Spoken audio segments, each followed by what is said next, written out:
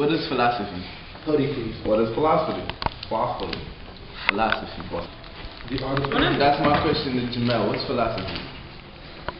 Philosophy is the art of thinking. Nah, man, that's not what philosophy is. So what is philosophy? Philosophy is an excuse for life, man. The excuse for life. Yeah. Philosophy is about basically coming from your side, learning each other person's story. So that's basically saying you have a different take on philosophy, you have a different take on philosophy, you have a different take on philosophy, plus mine.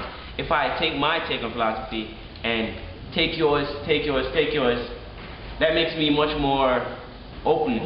Yeah. Whoever came up with philosophy basically took up ideas or thoughts from every single different things and put it all together. So not as much, but he probably just looked at life as in not as the color of his skin or who he was. He looked at it as life overall in general. What is life? Philosophy basically is like the teaching of life. Yeah. Like if you understand, But it also depends on what's philosophy, like, it depends, like, what you're talking about. yeah, it helps you understand everything better. Because if you able to understand one point of view and the others at the same time, it helps you. It And definitely that's exactly what philosophy is. It enhances your training of thought.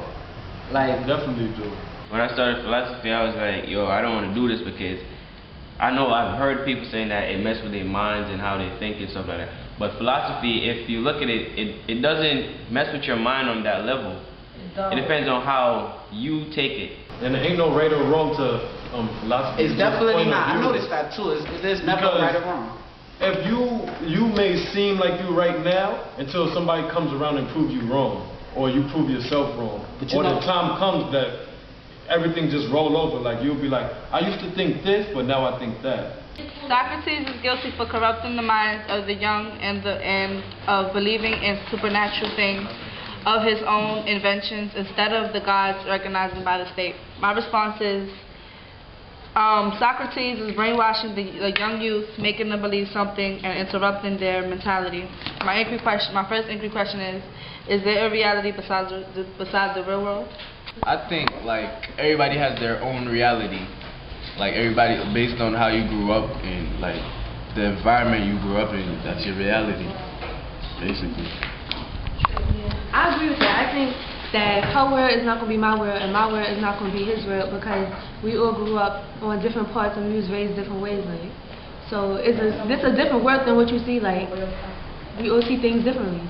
I think I know what you're talking about. It's basically trying to say the different perceptions on people's own views at life. Like how they thought the cave was their actual reality, meanwhile it wasn't.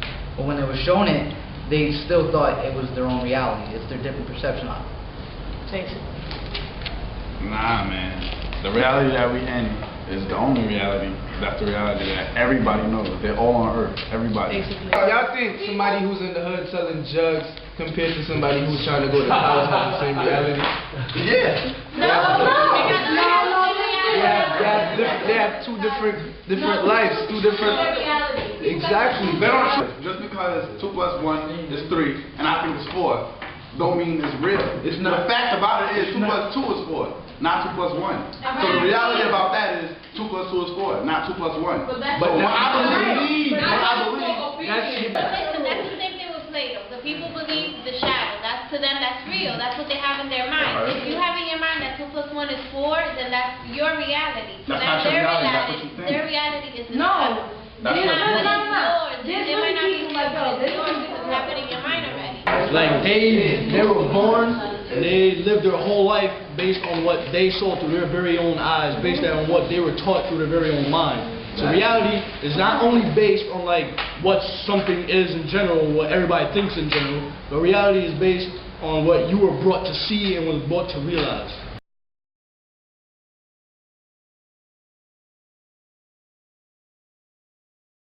When you study philosophy, you see life from a different viewpoint, different perspective. You're able to see past what shows.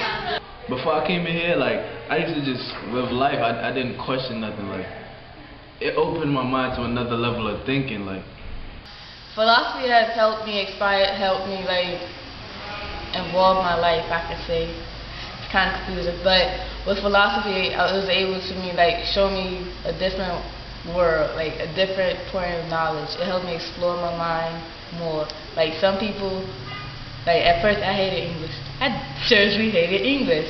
But ever since Mr. Fuller started teaching me philosophy, I started reading more books that I never thought I would read.